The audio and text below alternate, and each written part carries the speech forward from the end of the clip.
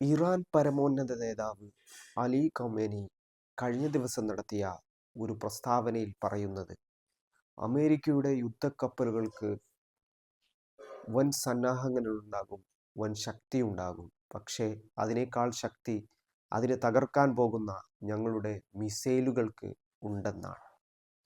അഥവാ അമേരിക്കയും ഇറാനും തമ്മിലുള്ള നയതന്ത്ര ചർച്ചകൾ പരിഹാരമാവാത്ത ഒരു സാധ്യതയാണ് ഇപ്പോൾ മുമ്പിൽ കാണുന്നത്. ഹോർമിസ് കടലിടുക്കിൽ ഇറാൻ അവരുടെ സൈനിക സന്നാഹം ശക്തിപ്പെടുത്തുന്നു.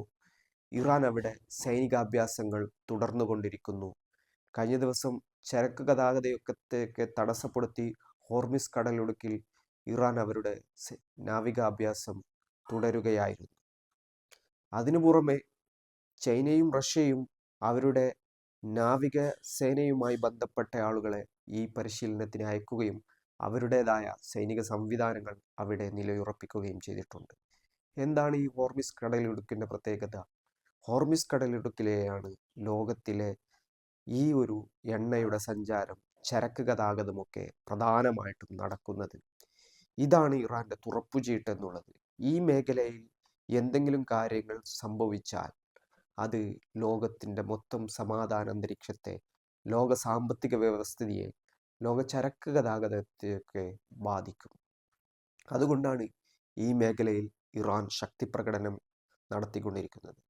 നമുക്കറിയാവുന്നതുപോലെ തന്നെ അമേരിക്ക എന്ന ഏറ്റവും വലിയ ലോകത്തിലെ ഒന്നാം നമ്പർ സൈനിക ശക്തിയെ അത്യാധുനിക ആയുധങ്ങളുള്ള, അത്യാധുനിക യുദ്ധക്കപ്പലുകളിലുള്ള, മിഡിൽ ഈസ്റ്റിലൊന്നാകെ തങ്ങളുടെ സൈനിക താവളങ്ങളുള്ള ഒരു രാജ്യത്തോടാണ് ഇറാൻ നേരിട്ട് ഏറ്റുമുട്ടാൻ പോകുന്നത്.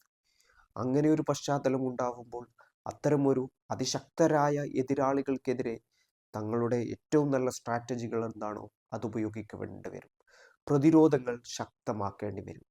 അങ്ങനെ പ്രതിരോധങ്ങൾ ശക്തമാക്കാൻ ഈ മേഖലയിൽ ഏറ്റവും പ്രധാനപ്പെട്ട ഇടമായിട്ടാണ് ഇറാൻ ഹോർമിസ് കടലിടുക്കിനെ കാണുന്നത്. അവരുടെ ഏറ്റവും തന്ത്രപ്രധാനമായ മേഖല കൂടിയാണിത്. അങ്ങനെ ആ ഹോർമിസ് കടലിടുക്കിൽ നടത്തുന്ന പ്രതിരോധങ്ങൾ കൊണ്ട് അമേരിക്കയെ തടുത്തു നിർത്താമെന്നാണ് ഇറാൻ കരുതുന്നത്.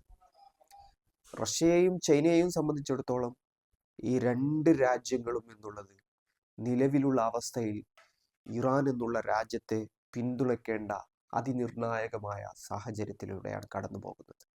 കാരണം ഇന്ന് അമേരിക്കക്കെതിരെ ലോകത്തിലെ ഏറ്റവും വലിയ നീതി സംസാരിക്കുന്ന രാജ്യം എന്നുള്ള നിലക്ക് ഇറാൻ അതിൻ്റെ അടയാളം പെടുത്തുകയാണ് ചെയ്യുന്നത്.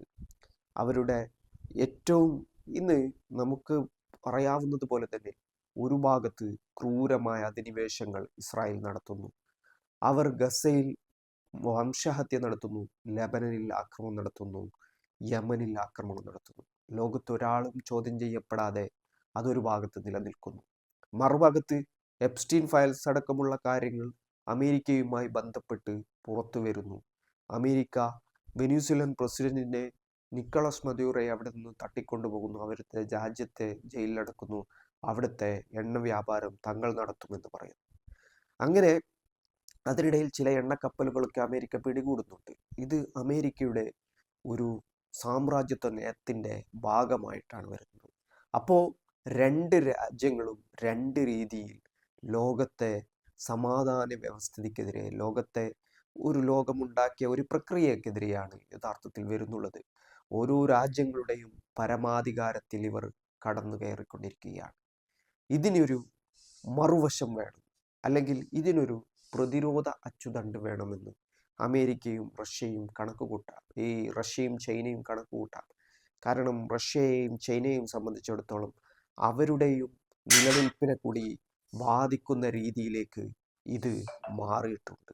എന്തുകൊണ്ടാണ് ഇങ്ങനെ എന്ന് വെച്ചാൽ, കഴിഞ്ഞ ഒരു ദശാബ്ദത്തിനിടെ ചില കാര്യങ്ങളാണ് അമേരിക്കയ്ക്ക് ഇത്രയും വലിയ ഒരു ആധിപത്യം ഉണ്ടാക്കി കൊടുത്തത്. പക്ഷേ റഷ്യക്കും ചൈനയ്ക്കും ഇതിൽ നിന്നും വഴിമാറിക്കൊണ്ട്, ഉദാഹരണത്തിന് ഇപ്പോൾ വെനിസ്വേലൻ വിഷയം നടന്നു, ഇപ്പോൾ ഇറാനിലേക്ക് എത്തി നിൽക്കുന്നു. മറ്റുള്ള രാജ്യങ്ങളുമായി ബന്ധപ്പെട്ട, ക്യൂബയുമായി ബന്ധപ്പെട്ട അമേരിക്കൻ ഉപരോധങ്ങൾ, അമേരിക്കയെ എതിർക്കുന്ന രാജ്യങ്ങളൊക്കെ ഉപരോധത്തിൻ്റെ കെണിയിൽ അകപ്പെടുത്തിക്കൊണ്ടിരിക്കുകയാണ്.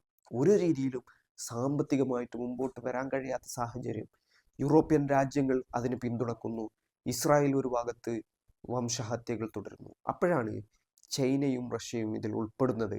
അവരെ സംബന്ധിച്ചിടത്തോളം നേരത്തെ ഫലസ്തീനിലെ ചെറുത്തുനിൽപ്പ് പ്രസ്ഥാനങ്ങളെ, വിവിധ ഗ്രൂപ്പുകളായ ചെറുത്തുനിൽപ്പ് പ്രസ്ഥാനങ്ങളെ ഏകോപിപ്പിച്ചുള്ള ഒരു ചർച്ച ചൈനയിൽ നടത്തിയിരുന്നു.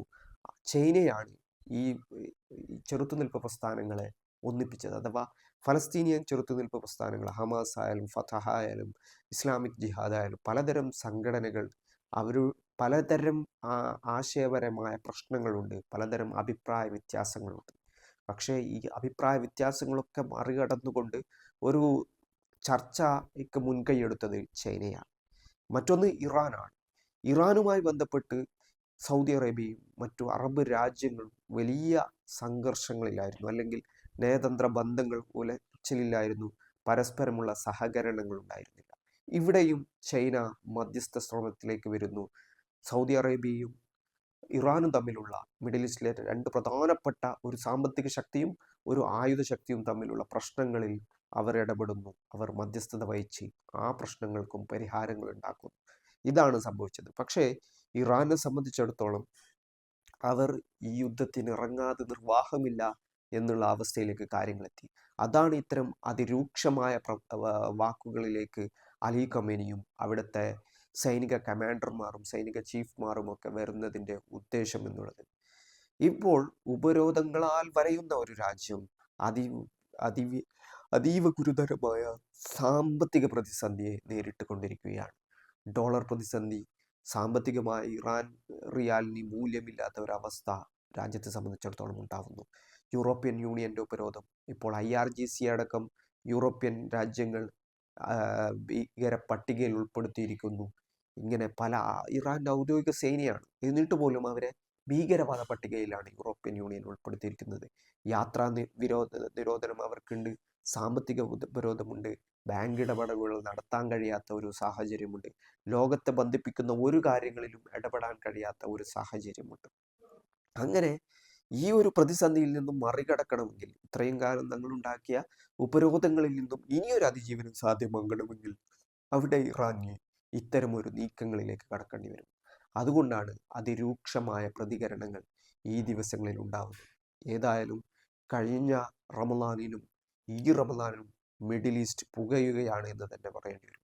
കഴിഞ്ഞ 2 റമദാനുകൾ പശ്ചിമേഷ്യയിലെ ഏറ്റവും പ്രധാനപ്പെട്ട ഫലസ്തീൻ വിഷയവും ഗസ അധിനിവേശവും ലെബനൻ അധിനിവേശവും ഒക്കെ ആയിരുന്നു വിഷയമെങ്കിൽ ഇപ്പോഴത് ഇറാനിലേക്ക് മാറിയിരിക്കുകയാണ്. ഇറാനെ ആക്രമിക്കാതെ നിർവാഹമില്ല എന്നുള്ള നിലക്ക് ഇസ്രായേൽ പ്രതികരിച്ചു കൊണ്ടിരിക്കുകയാണ്. ഇസ്രായേലിനെ സംബന്ധിച്ചിടത്തോളം ഇസ്രായേലിൻ്റെ പ്രശ്നം എന്നുള്ളത് ഇറാൻ്റെ ആണവ സമ്പുഷ്ടീകരണം മാത്രമല്ല, ബാലിസ്റ്റിക് പദ്ധതികളും ഈ പ്രതിരോധ അച്ചുതണ്ടിന് ഹിസ്ബുള്ളയ്ക്കും ഹമാസിനും ഇറാൻ കൊടുക്കുന്ന പിന്തുണയാണ്. എന്നാൽ അമേരിക്കയെ സംബന്ധിച്ചിടത്തോളം ഈ ആണവ സമ്പുഷ്ടീകരണത്തിൽ നിന്നും ആണവ പദ്ധതികളിൽ നിന്നും ഇറാൻ പിന്മാറണമെന്ന ആവശ്യമാണ് അവരെ സംബന്ധിച്ചിടത്തോളം ഏറ്റവും പ്രധാനം. പക്ഷേ അവർ മറ്റു 2 ആവശ്യങ്ങൾ കൂടി മുന്നോട്ട് വെക്കുന്നത് അത് ഇസ്രായേലിന് വേണ്ടിയാണ്. ബാലിസ്റ്റിക് മിസൈൽ പദ്ധതികളും പ്രതിരോധ അച്ചുതണ്ടിനെ ഈ പ്രോക്സി സംഘടനകളെ, അല്ലെങ്കിൽ ഈ മിലിഷ്യ സംഘടനകളെ, ഈ ലെബനനിലെ ഹിസ്ബുള്ള, ഫലസ്തീനിലെ പോരാട്ട പ്രസ്ഥാനമായ ഹമാസ്, യമനിലെ പോരാട്ട പ്രസ്ഥാനമായ അൻസാർ, ഹൂത്തികൾ, ഇവരെയൊക്കെ ഇറാൻ പിന്തുണക്കുന്നത് അവസാനിപ്പിക്കണമെന്ന് അമേരിക്ക ആവശ്യപ്പെടുന്നത് യഥാർത്ഥത്തിൽ അത് ഇസ്രായേലിന് വേണ്ടിയാണ്. കാരണം ഈ സംഘടനകളുടെ പ്രാഥമികമായ ലക്ഷ്യം എന്നുള്ളത് ഇസ്രായേൽ എന്ന മേഖലയിലെ ക്യാൻസറിനെ അവിടെ നിന്നും എടുത്തു മാറ്റണം എന്നുള്ള നിലപാടാണ്. അവരുടെ അധിനിവേശങ്ങൾ അവസാനിപ്പിക്കണം എന്നുള്ള നിലപാടാണ്. അവരുടെ ക്രൂരതകൾ ഇല്ലാതാക്കണം എന്നുള്ള നിലപാടാണ്. ഇവർക്ക് വേണ്ട സഹായങ്ങൾ ചെയ്യുന്നു എന്നുള്ളതാണ് ഇറാനെ സംബന്ധിച്ചിടത്തോളം ഈ അമേരിക്ക ഈ ഒരു വിഷയത്തെ പ്രധാനമായിട്ടും ഉൾപ്പെടുത്താനുള്ള കാരണം എന്നുള്ളത്. ഏതായാലും ഹോർമിസ് കടലിടുക്ക് അതിരൂക്ഷമായ ഒരു സൈനിക ശേഷികൾ പരസ്പരം കാണിക്കുന്ന രീതിയിലേക്കുള്ള സൈനിക പരിശീലനങ്ങളും സൈനിക ശക്തി പ്രകടനവും നടക്കുന്നു. ഇറാൻ അവരുടെ സൈനിക ഹാൻഡിലുകളിൽ ഔദ്യോഗികമായിട്ട് AI വീഡിയോ ക്രിയേറ്റ് ചെയ്തുകൊണ്ട് അമേരിക്കൻ പടക്കപ്പലിനെ ആക്രമിക്കുന്ന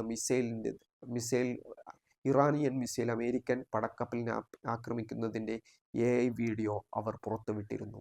അഥവാ ആക്രമണങ്ങൾ ഏത് നിമിഷവും ഉണ്ടാവും എന്നുള്ള രീതിയിലേക്ക് കാര്യങ്ങൾ എത്തുന്നു. മറുഭാഗത്ത് തെക്കൻ ലെബനനിൽ അതിരൂക്ഷമായ ആക്രമണം ഇസ്രായേൽ കഴിഞ്ഞ ദിവസങ്ങളിൽ നടത്തിയിരുന്നു. വലിയ ആക്രമണമാണ് തെക്കൻ ലെബനനിലെ പ്രദേശങ്ങളിൽ നടത്തിക്കൊണ്ടിരിക്കുന്നത്.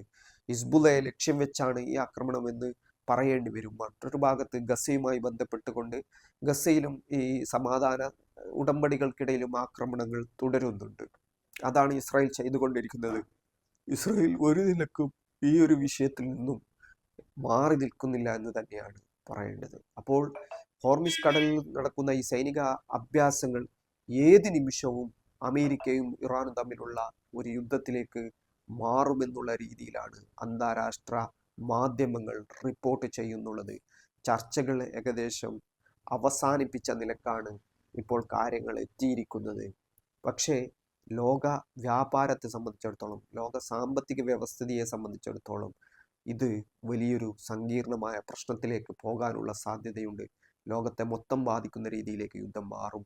പ്രത്യേകിച്ചും മിഡിൽ ഈസ്റ്റിലുള്ള രാജ്യങ്ങളിൽ, മിഡിൽ ഈസ്റ്റ് കേന്ദ്രീകരിച്ച് വാണിജ്യ വ്യവസായങ്ങൾ നടത്തുന്ന എല്ലാവരെയും സംബന്ധിച്ചിടത്തോളം, അവിടെ ജോലിയും വ്യവസായങ്ങളും ബിസിനസ്സുമായി നടത്തുന്ന എല്ലാ വിഭാഗങ്ങളെ സംബന്ധിച്ചിടത്തോളം ഇറാൻ എന്നുള്ള രാജ്യം അവിടെ നിന്നും തകർന്നാൽ, അല്ലെങ്കിൽ ഇറാൻ എന്നുള്ള രാജ്യം അവരുടെ ഏതെങ്കിലും പ്രതിസന്ധിയിലേക്ക് പോയാൽ, മിഡിൽ ഈസ്റ്റിലുള്ള അമേരിക്കൻ വ്യോമത്താവളങ്ങളെ ലക്ഷ്യം വെച്ച് അതിശക്തമായ ആക്രമണങ്ങൾ അവർ നടത്താനുള്ള എല്ലാ സാധ്യതയുമുണ്ട്. ഇതാണ് യഥാർത്ഥത്തിൽ ലോകത്തെ തന്നെ ഭയപ്പെടുത്തുന്നത്.